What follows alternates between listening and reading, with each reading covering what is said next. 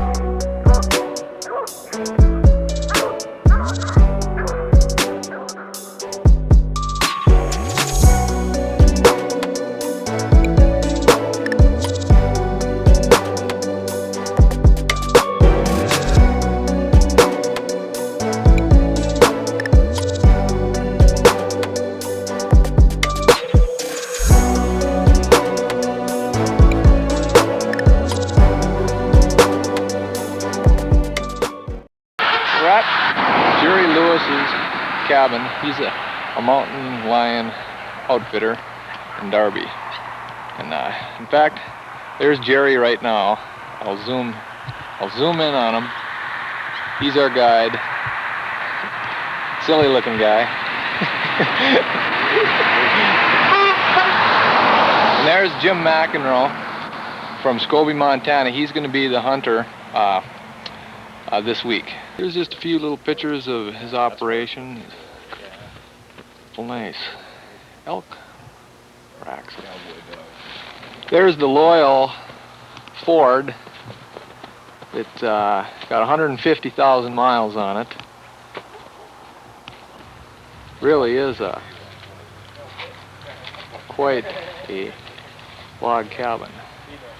Do you have any other heating source in this cabin, or is that it? The fireplace over there, but it's not constructed right. It doesn't draw very well. Perhaps more for looks or something? Well, it was intended to heat the cabin, but when the atmospheric pressure is just right, the smoke comes boiling back down into it. As you can see, everything's pretty well smoke stained through the years. Yeah. So we don't use it anymore unless it's just a real clear, cold day. It seems to burn pretty good then if the wind's not blowing too hard. Tell you what we'll do. We'll work our way over to. Working our way over and maybe see what kind of dogs he's got for us to hunt with. Now this sled's built by Arctic Cat, the same outfit that built the snow machines. The sled part, it just hooks on the back of the snow machine, and you can see the runners. You know, I can tow this box, and this box here is just a plywood box that I built. It's got a partition in the middle and a door in each end, so I can put a hound in each end of it. And they're safe. They're protected in there from the wind and the cold. A little home sweet home. Oh, and it's loaded. There's a dog in it. Let's see here. I'll zoom in on that smiling face there. He's a little shy. This dog's he's a different breed of cat, boy. He don't have nothing to do with people, but he's actually kind of ornery. And what's his name? Lynx. Lynx. That's Lynx. Huh. Has he got any lynx yet? No. He says, I've run a couple. I can't catch him because I'm not fast enough. But This dog here is a real good lion dog. Well, that extra collar you got on his neck, what is that for? It looks like it's Protection. just protection. It's Yes. got some little barbs on it or something? No, Or they're not barbs, they're just spikes. just spikes? But it'd be pretty hard for any animal to bite down on that and really, I mean, they could bite through it, but they'd have to really crunch to actually kill the dog. Here is named Arky. Arky? Yep, he's just a young dog. Stay. He's 2 years old. I got him from Arkansas. Come here, boy. He's just a nice young dog. He's a registered blue tick. We caught 6 lions with him last winter, and he did really well.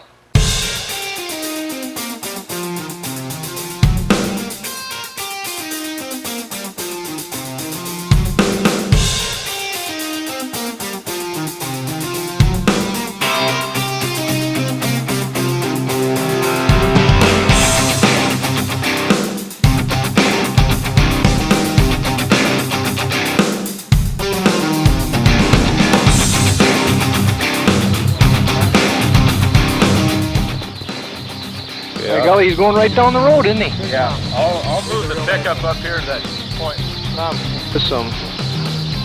There's some dandy prints right there.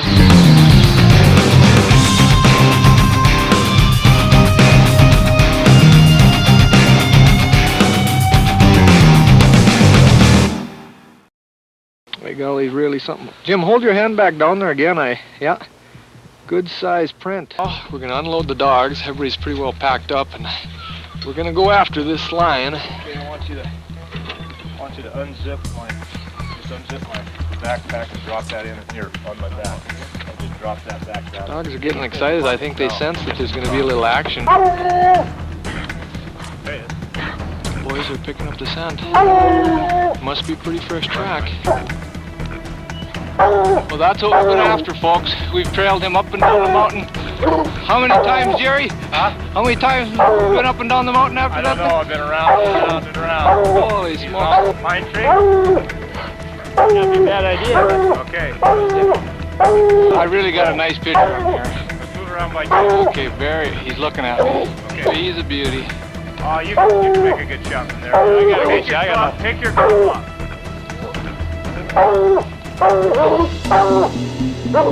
He's a beauty. Okay, go ahead. You ready, Tom? Yeah, you just fire anytime you please. Good shot.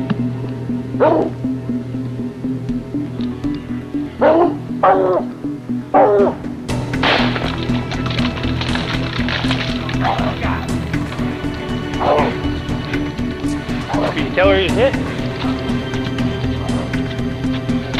Well, Jerry, thanks. Good time. You shake this boy's head. Here, Arky, give me a shake. Good boy. And that one down there. Let's get Lynx in some of these pictures too. Okay, just a second. Owen did the fine job. Sit, Lynx. All right, they're make quite a team there. Yeah. Nice.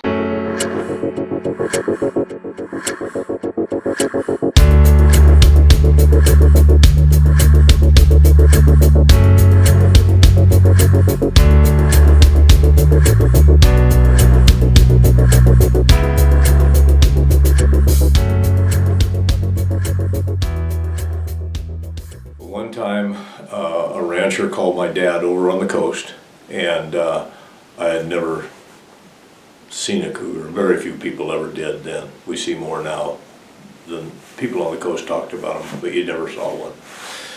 And this rancher that we knew, his name was Charlie Huffman, and he had either trapped it or shot it in his barn or something. But he had this mountain lion hanging in his barn a long time before he ever talked to my dad. And I talked to my dad and I said, "What's he gonna do with it, you know?" They're just gonna throw it away. Okay, there was a bounty on it. They were just gonna take the scalp. And back then, if we're talking about 1955, 6, 7, and 8, the bounty was $50 for a male lion and $65 for a female.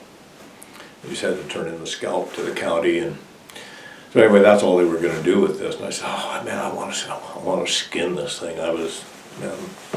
I had a knife, and I love to skin and clean fish and stuff. So we went up there, and this lion's hanging in this barn. Whoa. But I skinned that thing. And I didn't know how to skin one because I didn't know how to skin the paws or the head or anything. So I just took the skin off of it. Well, the skin was too rotten to do anything with, but I had skinned a mountain lion, and that was a big deal to me. But I just had that fascination, and then when I moved to Montana, there wasn't very many actual lion hunters here, but there was a few guys in the valley, and I got in with one guy and just for a day, and we treated this mountain lion. It was his first one ever, and my first one that I'd looked at, seen alive, and boy, it just caught me. And so the struggle then was to get a dog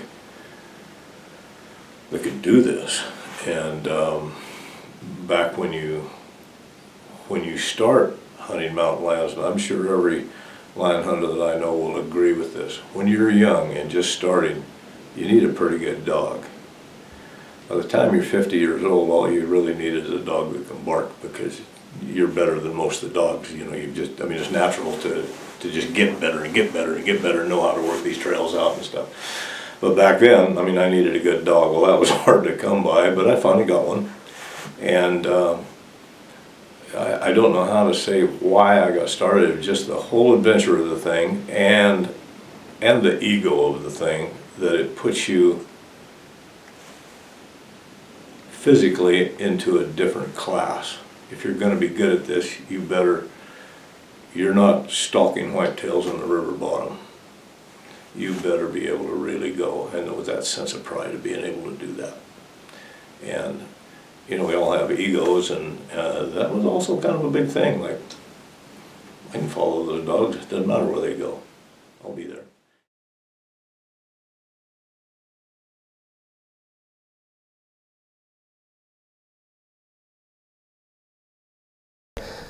It's so interesting getting to meet Jerry, and it happened to be the book that like lit the fire for me that he had written, The Longwalkers. That was the book that like really sparked that fire in me to be a houndsman, and you know, all the adventure and the passion that leaped off the page. And I just was like, man, I gotta go and experience more of this, you know. And it was my cousin actually from Alberta. He was a houndsman. We kind of both got into it around the same time, and he's the one that turned me on to the book. So both of us were lit on fire by that piece he wrote, and I still have it. Actually got Jerry to sign it, so.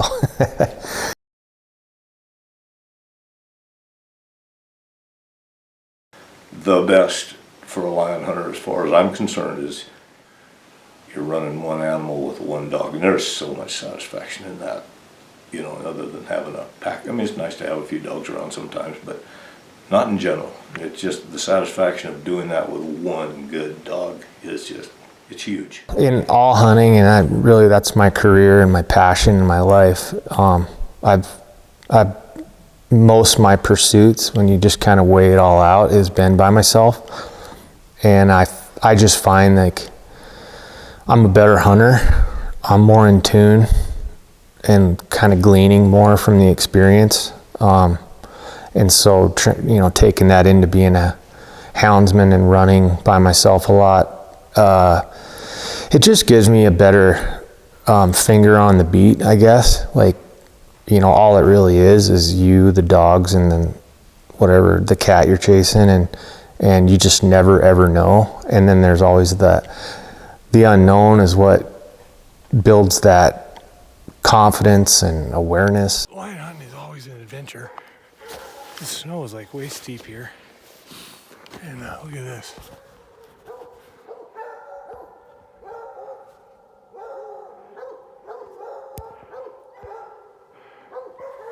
About 80 feet. It's a challenge, I guess. It's a personal challenge, but that challenge just isn't physical. It's the mental side, and it's knowing you can go out with a pack of dogs, find a cat, turn them out, run the cat, catch it, get to the dogs safely, bring them off the mountain, and come back home. And I like that journey. I like that process, and I love to do it with friends, but at the end of the day, there's so much gained being a houndsman. That's when you're running solo.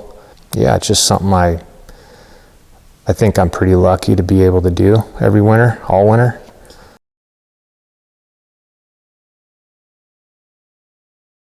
I know this personally from talking to these guys through the years, and I'm not accusing all of them, I'm just saying some of them, the wannabes. There's some real deals out there, real deals. But some of these guys, they'll go up a canyon, they'll run a lion and tree it. Okay, you treat a lion, you went back home.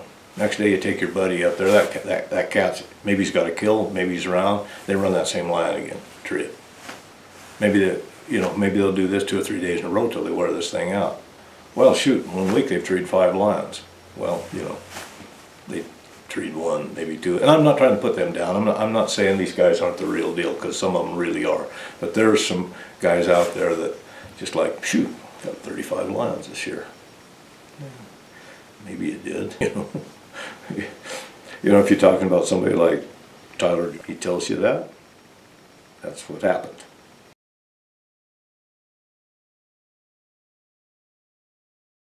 The day ended up being me, the mountain lion, which happened to be a really big one. Might even be the biggest one I've ever shot. I didn't put him on the scales, but I skinned him, but I was clear back in the Cellway in a very wild area.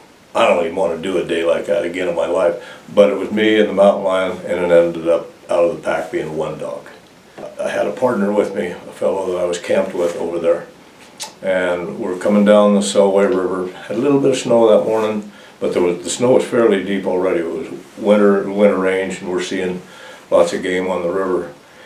And happened to look quite a ways up on the ridge. It's pretty steep country over there. And I see a couple of magpies flitting around this tree. And I see a raven flitting around in the trees too. And I'm thinking, if there's ravens and magpies, there's probably something dead there. Well, the river was running pretty hard. It was iced over, but big open spots in it, and obviously, cold. That tree that had fallen across the bank, and it didn't stretch clear across the river, but it stretched out over to where the ice was on the other side. It was about 1 foot of snow, probably not 1 foot of snow, there was probably 6 inches of snow on that log. The log was only about 1.5 feet. But I had to go check that track. I made it across. And this took most of the morning. I got up there, and there's a really big lion track on this tail. There's a mule deer laying dead up there. So I went back, had to cross back across the river now. And now I've got, the log is icy now, not snowy, because I'm walking on it. But we get the dogs.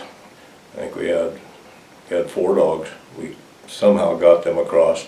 Calvin fell off the log over the top of the running river with ice below him, and he just happened to be, well, he was scared obviously, holding on to the log. I could do nothing. I just had to stand there and try to maintain my balance. He's a strong guy. He got back up on that log, and I thought he's gone. Now what are we going to do? Anyway, we finally get across the river. So the day takes off.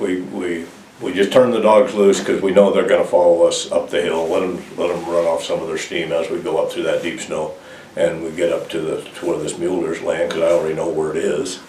And the dogs are just circling around, barking and barking and barking. They get it lined out and they're gone. We'd already been at it way before daylight. This was probably getting about noon. This is getting late, and we're tired and already wet.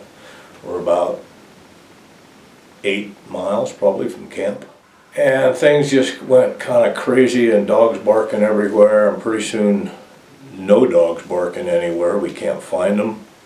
So Calvin and I split up, and he thought he could hear the dogs quite a ways above us. This is a pretty big steep country. And there was one dog track that was going side hill along the hillside, and that was from my dog. He was a big dog. He had a big track. I was pretty sure that was his track. And he's one of those dogs that just didn't make very many mistakes. But even if he did, I wanted to save my own dog. So I took that single track, and Calvin went up the hill after the three other dogs. We figured they were all up there. Well, they had been up there, that lion had gone up there, and those 3 dogs were treeing up there. They'd been up there a long time. There was only 3 dogs, but there was no lion in the tree. As it turned out, that lion had jumped out of that tree, and the dogs didn't see him.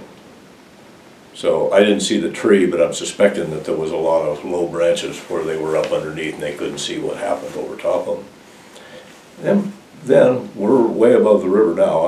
I'm a half a mile above the river, and I can hear moo, moo, way down below me. And it was my dog. He didn't bark much. He just had one little single bark that he just barked every few seconds. No doubt it was him. Oh man. Well, at least I'm going to go get him and save him, you know. But when I start down there, I see that lion track coming down the hill. There's my dog. Lynx was his name. There's my dog Lynx's track right in that. I thought, yep.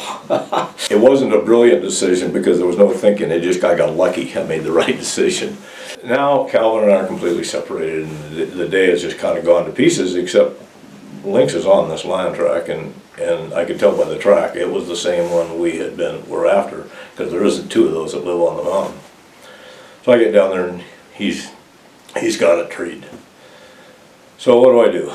I'm getting cold. I'm starting to shake. I'm really shaking. I'm soaking wet. I've got a river between me and a road that has my snowmobile on it somewhere down or upstream. But what do? Do I shoot this mountain lion? I mean, I hunt with a partner. We're putting both our dogs in here. Or do I wait for him, which is the right thing to do in most situations. But it's also getting really dangerous. I'm getting cold. And it's getting late. I left Lynx at the tree. He just stayed there barking at this big lion in the tree. I hollered and listened. And I go back to the tree. I did that twice. I thought, well, it's time we got to do something. So I shot the lion. Anyway, he bailed out of the tree into a big, deep snow on this rock slide, and he was only laying when I found him 200 yards from the river. I've got my dog. I've got this lion. I'm feeling a little guilty about what I've done, but I can't find my partner. So I dragged the lion down to the edge of the river, right out to the edge of the river where I could see him from the road across the river. And now I've got to get over on that road, and I'm not hypothermic, but boy, it's close. Everything's cold. Everything's soaking wet. Everything's cold. And that dog, he's looking at that river. I think he knows what's got to happen. So I get my leash on his neck, and I cinched his collar up. You know, because usually a hound, he can pull out of a collar pretty easy with all that loose skin. I cinched him up tight. I got my leash on him. And I got to go into the Cellway River, and I got to get across it, and now I got to get 8 or 9 or maybe even 10 by now miles from camp. I got to get to camp. I went in first, obviously, dragging him like I had a big blue marlin on the line. And but once we got about a third of the way across, the dog realized that he's going. So now he's wanting to get to the other bank, not stay at the one he was on. So he charges across, and he's pulling me, and I just turned loose of the leash, and I'm walking down the river, and I hear a shot just over on the hillside. Well, my partner, because everything was all messed up, he just was coming down with the dog. He thought that shot he heard was me signaling for him. So he, a little bit later, signaled me back. Oh, good God, there he is. And he shows up on the riverbank with the other 3 dogs. He's a stout guy. He tied all 3 of them dogs to himself and bailed in and brought all 3 of them across. So now we got all 4 dogs. There's a couple of those dogs that needed to stay over there, but you don't do that. And now we walked to our snowmobile. They're about a mile down the road, and we got on the snowmobile, started them up, and we headed for camp. And we're both pulling dog sleds, of course. But we got our dogs in the sleds, or in their boxes. They're warm. They're done for the day. We got to camp, and one of us rushed in. I don't remember who got the chore, but one of us run into the tent. We already had split wood, got the fire going, and the other started getting bowls of dog food, sticking them in the dog boxes, and we were done. But we still got a dead mountain lion laying on the other side of the river. But that was for another day. The next day we just kind of went and quickly repeated what we did, but we didn't hunt or spend time on the mountain. But I had to go in that river twice more.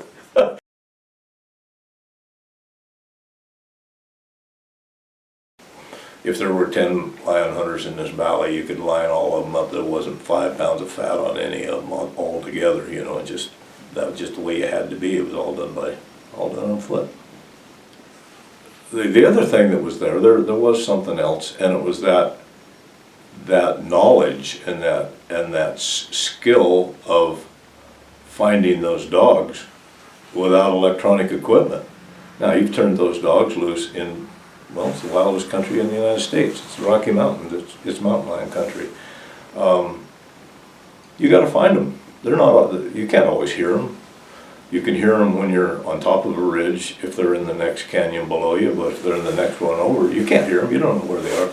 So that skill, there was such a pride that ran through, you know, the older, and I think maybe the younger ones too, but the old-time hunters, that was the pride. I could turn those dogs loose, and I will find them. It's a contract. When you unsnap that leash, you're done. You don't just say, well, tired, better go home. You know, boy, I'm getting cold, I gotta get out of here. You can't do that. So being able to make a wise decision, there's so much pride in being able to, because we don't always make wise decisions. There were times when the sun's down and it's dark and you're thinking, oh man, what in the world was I thinking? But you still have a contract. You go home with your dogs. And that doesn't always work either. Sometimes you gotta come back and look for them. But the contract was, I will find you. And when the dogs make a mistake and lose the track, it's kind of up to you. It's up to you to get those dogs, find those dogs somewhere and put them back on it. Now, to put them back on it, you need to know where it is. So that's the other tool, because you learn to do that. If you only depend on electronic equipment and you only depend on those newer technologies for your skills, you won't learn these things.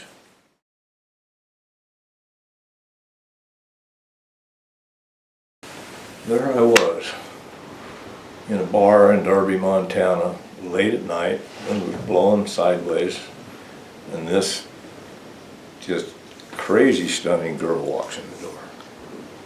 And she walks right up to me, and she says, how big is a mountain lion track? And I looked at her and I thought, about the size of your waist, a really big one. And she said, would it ever be that big? Yeah, I guess. I've never seen one, you know. And she said, well, I think I saw one today. She was working for the Forest Service. They were doing some thinning and burning or something. And I knew where she was talking about. When she said where they were, I knew right where it was. It was a really good, it was one of the crossings that I checked all the time. I always went up there because that was a good place to check. And I says, you think you can find that track? Oh, I know right where it is. She says, right where we're working today. So I ordered 2 more drinks to go, and give one to her and one to me, and we jumped in my truck. I didn't take my dogs because it was in the middle of what this wasn't going to happen this night. And we went up there and stopped the truck. We got out, and she stood right there, and I looked down and I, you got to be kidding me. It's like, I mean, I'm exaggerating here a little bit, but like I can stick my head in that thing, that track. It was a big one. And he was traveling, but he was traveling through country that I was familiar with. So I came back the next morning, obviously. I was too far behind him, couldn't catch him. So I went to the next canyon, found the track. I was still another day behind him. Couldn't catch him. Now my dogs are getting tired, feet are getting sore, because I only hunted with 2 dogs. Sometimes 1, but 2 at the most. Dogs are getting tired. I just could not catch this mountain lion. And the track I wasn't being fooled by that track when I first saw it. You know, sometimes the snow can fool you by the way it melts. It can look bigger than what it is. This was a monster, a monster.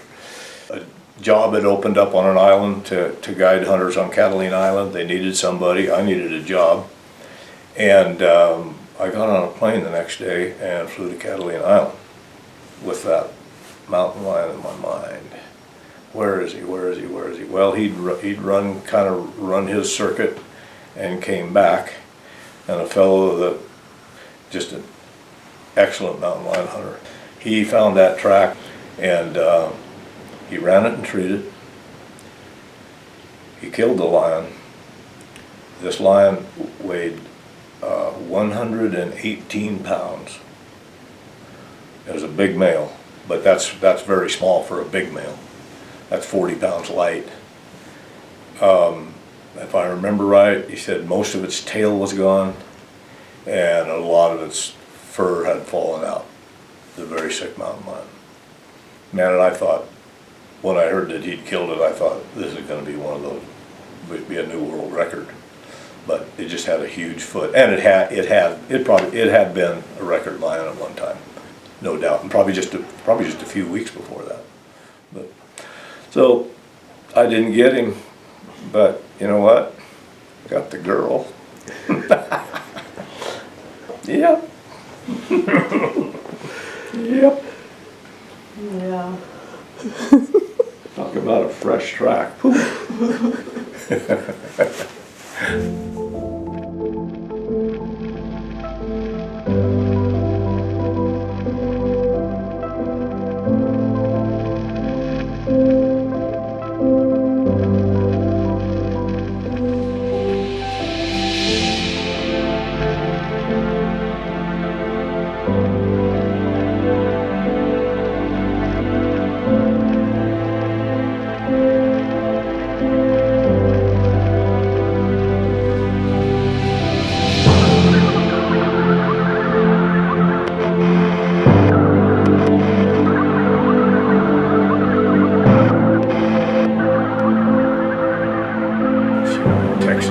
You can see the thing in the background, him standing on the tree there. Now he throws his head back. That was signature for him. He'd throw his head way back and just had the loudest voice. Abe. I had a friend who lived in town in Hamilton. He had two dogs. He had a dog named Speed, who wasn't very fast because he'd been bitten in the hip by a bobcat and he was crippled all the time, but he was a nice dog, a good dog. And then he got a puppy from a guy who had a litter, they were treeing walkers. And after he'd sold all his puppies, he was a pretty well-known breeder. He had one he couldn't sell. Nobody wanted him. He was ugly. Let's don't use that name. He was uniquely beautiful. He had real short legs, wasn't very fast, had a tremendous voice, biggest voice I've heard in a dog. But he just didn't have the structure and the looks and everything for a purebred registered dog. Well, he give this dog to, Wayne Rose was the guy's name, he'd give him to him, and he couldn't keep this dog quiet. He lived in town and the cops were over at his house all the time, and he called me and I had hunted with Wayne with this dog, and I liked the dog mainly because I didn't have anything that was any good. I needed a dog, and I liked this dog. And Wayne called me one day and he said, "Jerry, I know you," Abe was the dog's name, he says, "I know you like Abe." He says, "I got to get rid of him." And I says, "Oh man."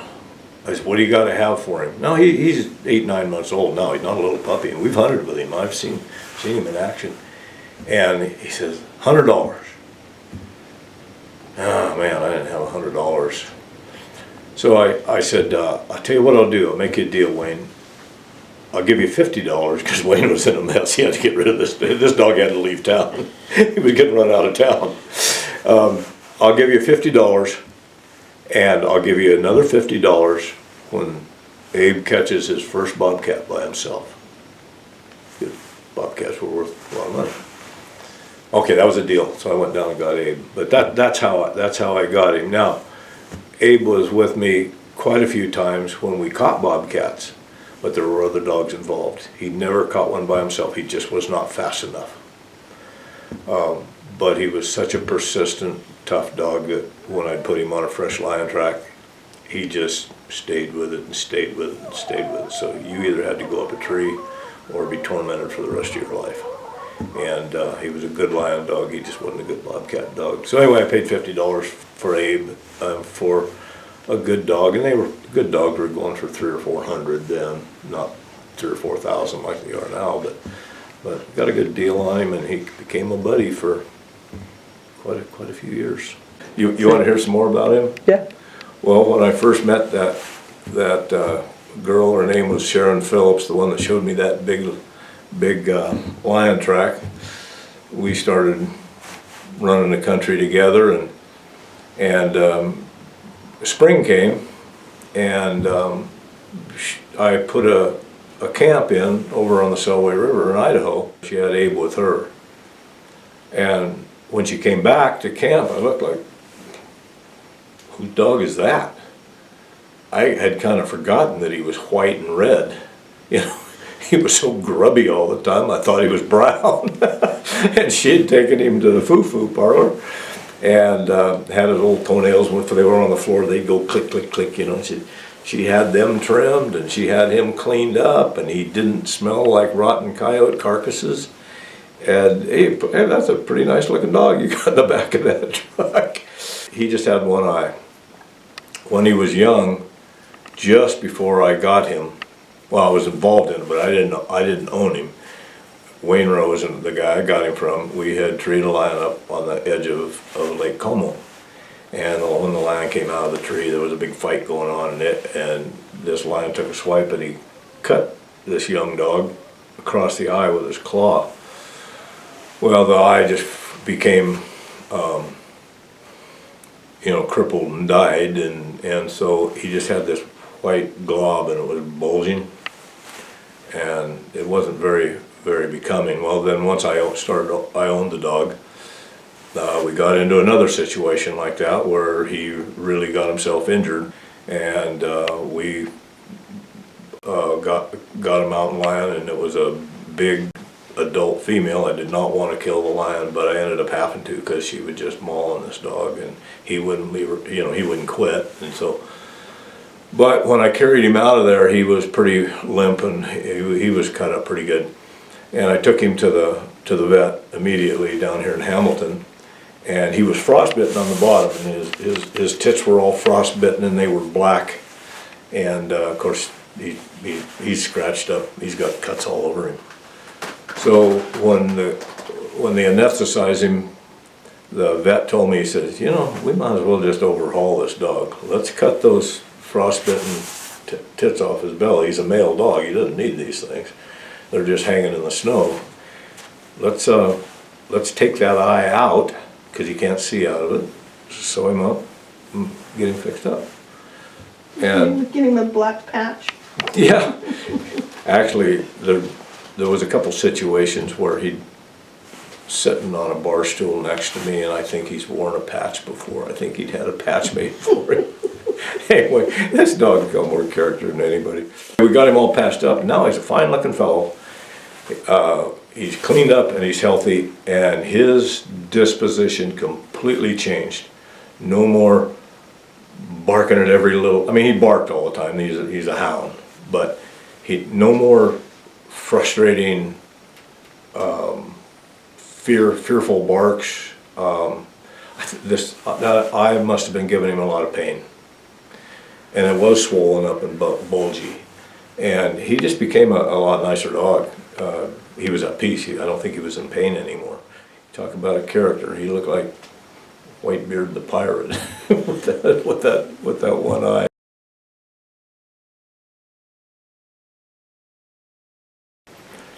Because I was coming in on the tail end of the bounty time, when any lion ever dared make a track anywhere got killed and sold for the bounty, whatever the bounty would be at the time. Now, female lions, because there's no bounty, and we've all tried to back off shooting these females and kittens and stuff, they have time to set up a territory, raise young. There's just a lot more mountain lions than there used to be. They're really not a rare thing at all. They're very common.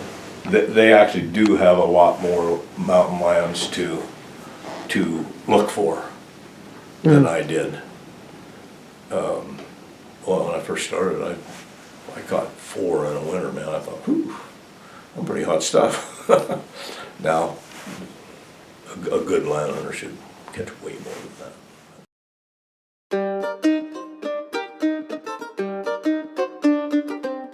And I took my 2 dogs. I was trying to get out of this. It was done. It had run its course with me, and they offered me quite a bit of money for 2 of my dogs to hunt jaguars on the ranch down there. And that was a dream of mine, was to do that. I took 2 really good dogs, or I wouldn't have went, because I'd still be there if I tried to rip these guys off. And those dogs hit the ground every morning running, and there was so many strange tracks on the ground and smells. They just was running stuff all the time. We ended up treeing a small cat called a jaguar undie, which is kind of a small form of kind of a dark colored cat, about the size of a Canada lynx. And we did run a couple of jaguars, but we never caught one. And that, I kind of put the blame on the guys I was hunting with. It just too much talk, too many people had to be involved, too much chatter, too much. I couldn't get going in the morning.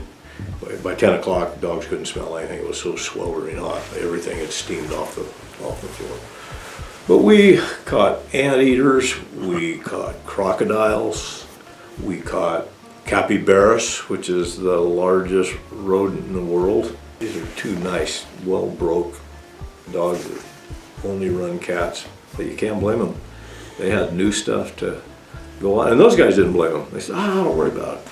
They'll settle down. And they did. They turned out to be pretty good dogs for those guys, and I sold those dogs to them and came home. They caught many jaguars after you left. Oh, yeah. Is that all right? Yeah, no, the dogs worked out fine.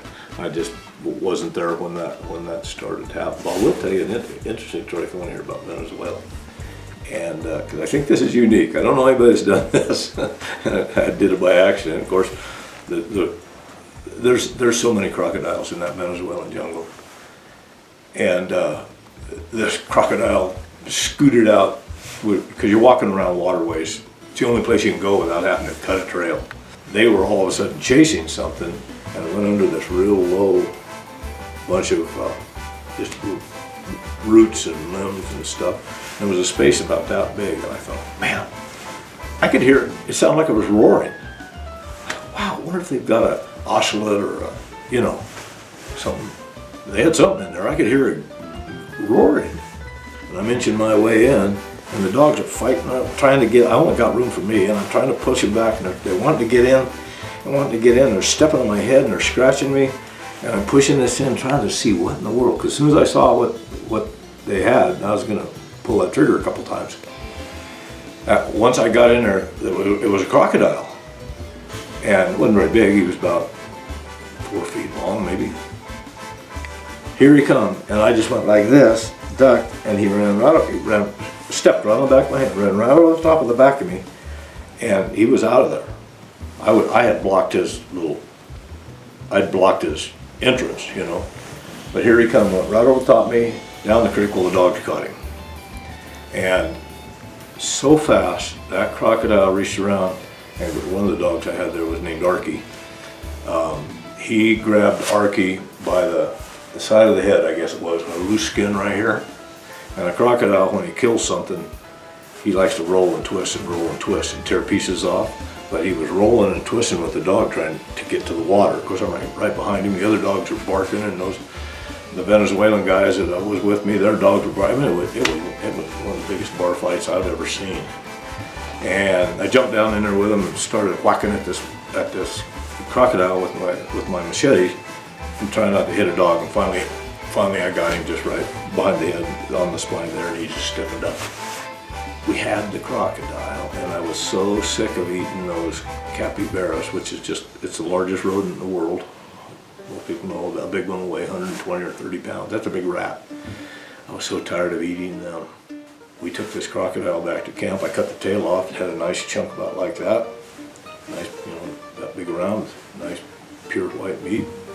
And those other boys, they didn't really want much to do with that, but the lady that was our cook in camp cooked that up for me, and I became Comidor de Cocodrillo, the gringo, which means eater of crocodile. I have to kind of like the title.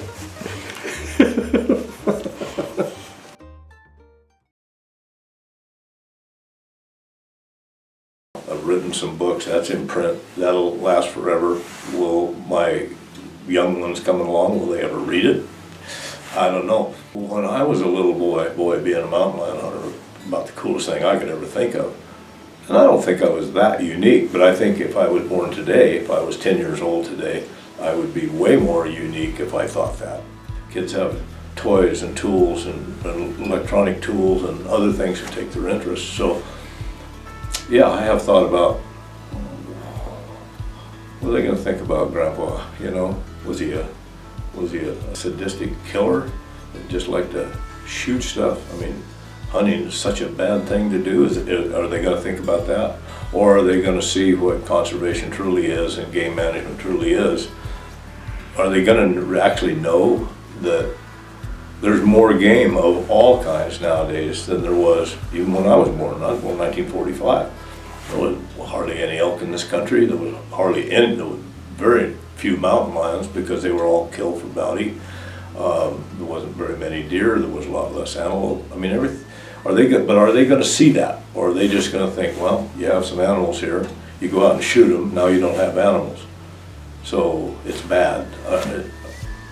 I don't know what they're going to think, but I do think about what they're going to think, and I hope they get a good impression. We all want to leave a good impression when we leave. So yeah, I do think about that. I've been running for about 25 years. The first half a dozen years or so, I never owned a dog, but I helped handle and train dogs and learn, and kind of had mentors along the way, you know. And to be honest with you, what really lit my fire was Jerry's book, Longwalkers. It's like I was green, and it kind of got me really fired up to start. And then as we progressed and I'd caught a lot of lion with friends and mentors, I got my own first dog, and then that led to 2 to 3 to, you know, and now at this point I'm breeding my own type of bloodline. And in 25 years, I've probably treed in that 650 range. I hunted with Jerry Lewis 40 years ago. That was, I guess, my second lion hunt. And I got inspired to get my own hounds after hunting with Jerry, and started running cats myself. While hunting with Jerry, I learned a lot.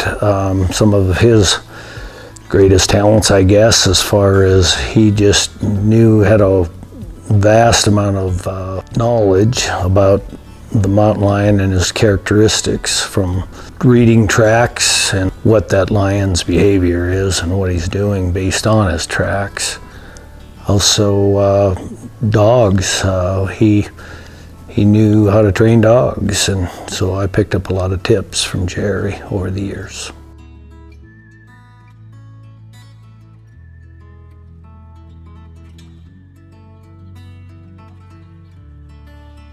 Old lion hunters never die. They just don't come back from the track.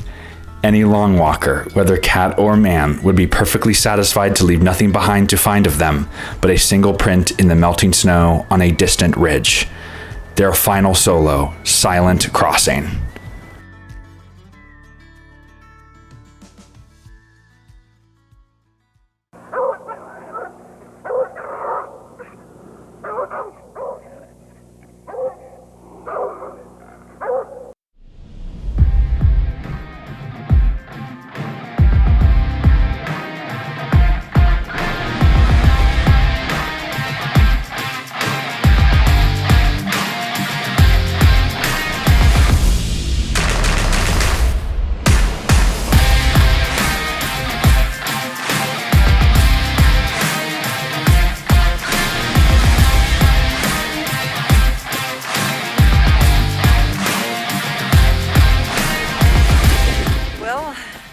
have to go down an avalanche chute. It's not really you fall, you die. It's more like you fall, you suck.